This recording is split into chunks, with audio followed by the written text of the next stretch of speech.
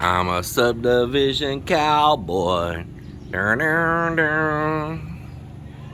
Good morning, everybody. Come out the front door today. Tricky. Yeah. Gotta look over my herd. Hope everybody's doing well out there. Been up for a long while. Been up since I guess 5 a.m. and hung out with Melinda for a while. Had a little coffee with her, and she jumped on her bicycle and headed right into town because her Zumba friends and all are doing a little Zumba time at the plaza. So she's off and running. Well, I'm gonna get this day started. We got precast around this window and over here on this one too. We put precast in around it. It looks very, very nice. And I'm gonna have to get him to adjust out here on the stonework because it's not far enough out on each side. So he'll have to add a little stonework on each additional side right there to fill that on in. But that's looking good, and now we'll come in here and clean this up and get it all primered and paint it and vacuum out the window tracks and all. We trimmed a Talisai tree way up over here, and we cut out a tree that had shot up and growing and hanging out over everything here. And when we did that, actually we cleaned up even more all on that fence all the way down to Yoli's place. It was just overgrowing over on those people's lot that's down there. Somebody else owns that lot down there next to Yoli, and they never come do any maintenance. I've never seen them here unless they just pass through and look at it. But it was starting to get overgrown, and we cut down all of that brush yesterday that's been growing up in there. It looks so much better for us. It's safer. We can see what's happening over the fence. But let me digress back. See all this tape on the windows? I was trying to stop these birds that were fighting their own reflection, trying to kick their own butt in the window here. I could not get them to stop. I'd hang stuff over this window. I put tape. I put stuff inside. Anything to try to change the looks of it, change the reflectivity, try to get them to stop. It would go on all day long, every single day, 7 days a week. And they were pooping all over everything all day long too. So all of a sudden when we trimmed those trees, apparently they were hanging out there. They have went away. So at least that battle is over with now. I can actually pull off all this tape.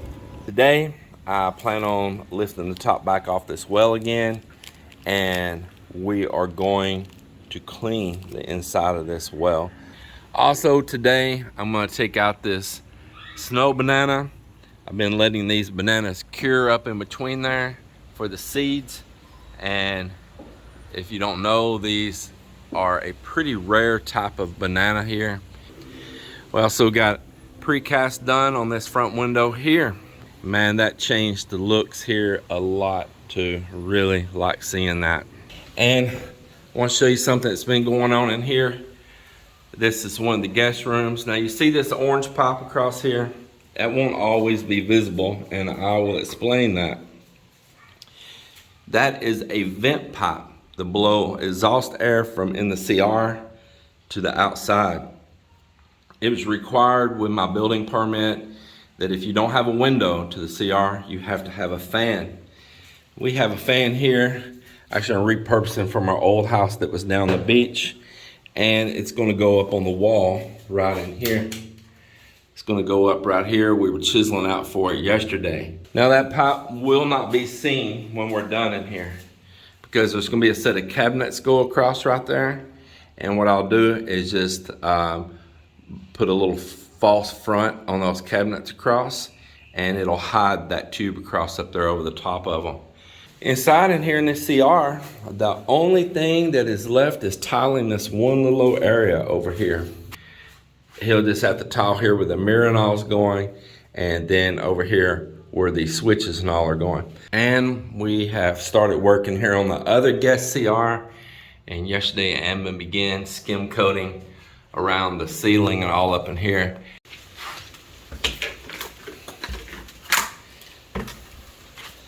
Yeah, we are down to hardly nothing left for plywood. But I got something kind of funny I'm gonna make out of some of the plywood left over here. We're gonna make two chicken boxes, two nesting boxes to put inside the coop. So you got the little wall poured out right there, and we'll put a cap on top of that, like a little flat ledge. It's gonna be nice when someone's in this room, they know where their boundary is, where that next room is. So if they're here hanging out, they can sit here in the corner with a chair, whatever, and they're not impeding over onto the guest over in the next room. Kind of establishing some boundaries right there. And there's still a walk area that's plenty wide right there across in front of it as well. So we're here putting a roof on the chicken pen. I had this sheet metal from a little work shed we had before, and it's okay. And man, it just by total coincidence fit perfect end to end without needing any cutting.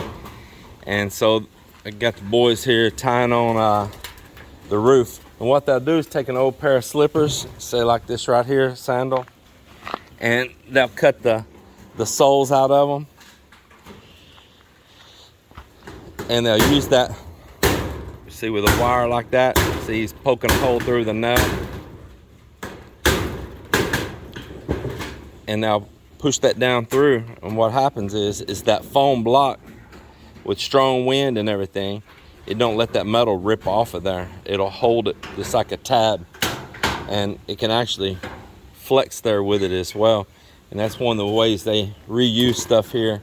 Old pair of slippers gets chopped down, made into that, and they do that all over this country, probably in other countries as well.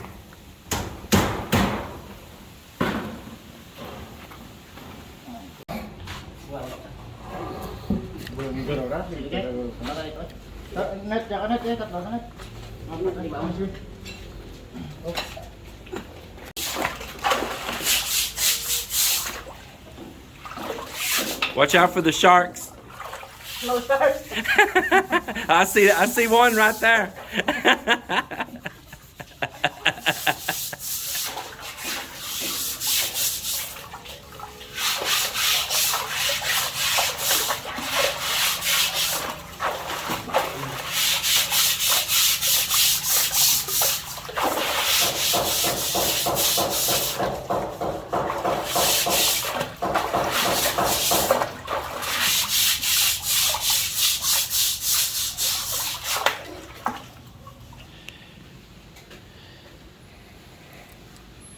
He's cleaning up the tube and all to the submersible pump. So this is that cheap little 12-volt submersible pump. It's really dirty right now. It's why we're giving it a cleaning. Exactly why we're doing this. We had shocked this well recently, but just over time and the humidity in the air down in that tube and all, little algae and stuff start growing on everything. So everything's getting a cleaning right now and a rinse off, and then we're gonna pump all of that dirty water out of there with this big pump, and then we're going to shock it again and pump it for a little while before we resume letting water pump into the house. So now I'll show you this pump here again when it's cleaned up, but I just have like a piece of garden hose on it down there, so it has flexibility, a good stainless steel clamp, a rope here. It's safe for that, and this is just 12-volt power. It sits down in the bottom here, and it draws water in around here. So you see this is stainless here. It's plastic and stainless, which is really good for dealing with waters with a lot of minerals and all. And if you get a stainless steel clamp right here, you need to make sure that it's all stainless. A lot of times they'll sell you a stainless on the ring, but the bolt, the screw through it, will end up being ordinary and rust away on you. It's kind of funny how they do those things like that. What's the point of any of it being stainless if you make part of it out of ordinary? So now we are about to modify these tubes right here for this pump. So the pump will sit inside this tube down in here. This cap will be on bottom. We're about to take solvent and put it in. I've got some better solvent than that. I Just bought it recently. It's around here somewhere.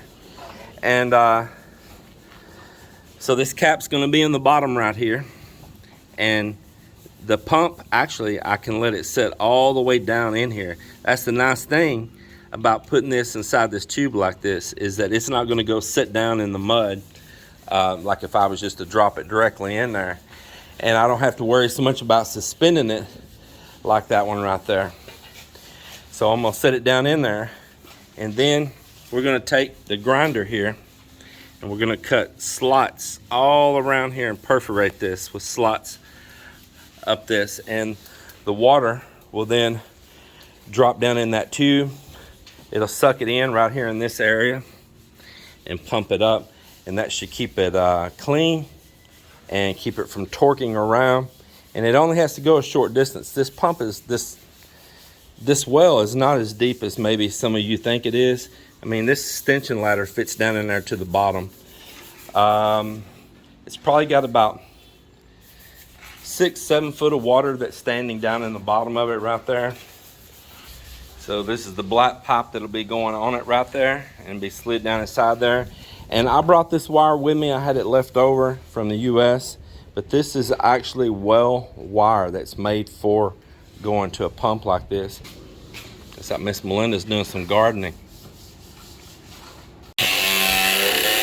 Go ahead, man. You ain't chop that off. That is so funny. He got the cow stuck on. You got the bucket stuck on the face. That's not my cow for you haters out there. It is so funny. He's been walking around like that too. That is hilarious. Like a muzzle.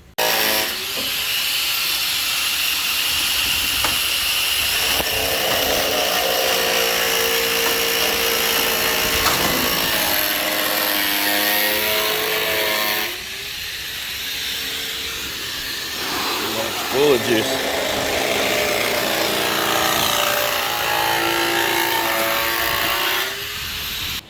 I'm having to take that and widen those up a little bit.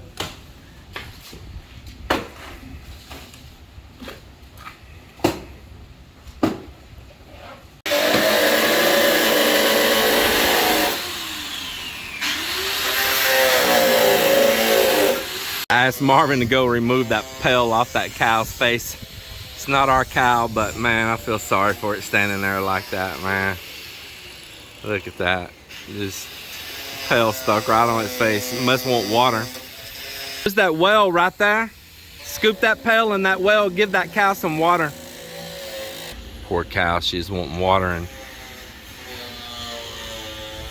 she couldn't get to it. All right, show you what I'm working with right here. This is a compression fitting to go on that black pipe. Hand me that end of that black pipe there, Hot Mop. And so you loosen this big nut off the end right there to loosen that off. Oh, yeah, loosen that off. There you go. Okay, just like that. You don't have to take it all the way off. Then you slide this up in there. Get it all the way up on it. And then when you tighten this back up, it's just a compression fitting. It'll squeeze down around it. Yep. He's already dumped all the powder out and he took the cap off and flushed water through it and cleaned it up. All right, well, we'll be connecting up the electrical part next. All the way, make it go all the way down as far as you can push it on there. There you go, stand that pump up and push down. There you go. Yeah. All right, and then we'll get some clamps on that. And what else I want to show that I've got to go in here and grab is this loop right here, and this loop over here is for putting a rope on. So you want to make your little small loop over is the best way to do it, because when you lift on this anytime, especially if it was in a deep well, if you pull this on one side, you're torquing the pump around in there and you're making it drag real hard out of the casing, makes it hard to pull.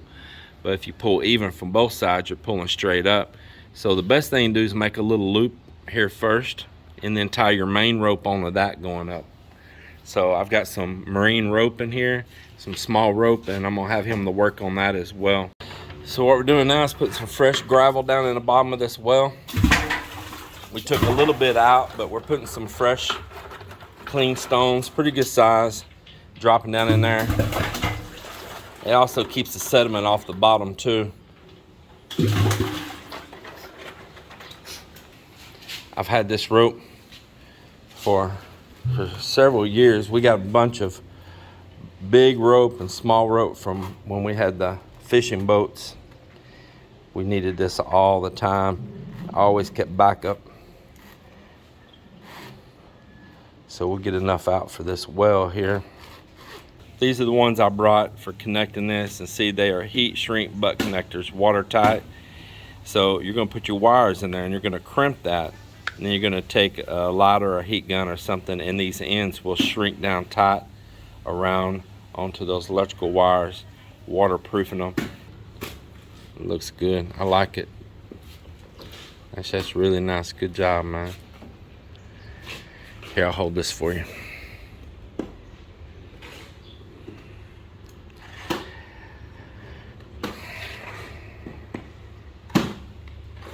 It's only one thing. I swore that I sent some clamps for this hose and I can't find them. I had to take two and put together. And maybe we might already double check there. They could have ended up there. But I would like to have a second one around right here, and just one that fits all the way around. Right now we got two clamps put together. It's really tight, it's holding, but it's not the prettiest thing in the world. So there you go. Now we'll put one here. All right, I want to show these heat shrinked up right here, crimped and heat shrinked up. Wrapping a little tape to hold all the wires together, and I wrapped them pretty thick right there, so if they ever rub against that clamp down in there and all, they got a little extra protection. So I put many layers of tape in that area there. All right, so we didn't put it in the casing yet because we want to blow some of this dirty water from cleaning out of there, and we want to test it. So we're going to give it a little run and see what it does here. Let's see, it's kind of dirty after stirring it up and cleaning in there.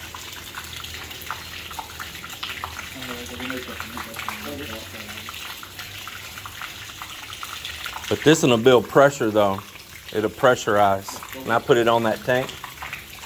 Yeah, I mean, I don't know the exact specs, the label's not on there, but it probably, man, it might put as much as 50, 60 PSI, which we don't want it that high. Maybe I'm gonna run it about 30 PSI or a little lower.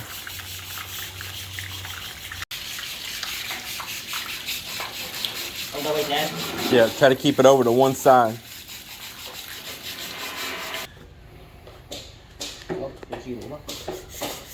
It'll go. There it goes. Yeah, slide it on down there. Kalumpang? Alam Kalumpang? Oo, wala po kalumpang. Doon sa Bilya, no? I've been in the States for 40 years. Oh, wow.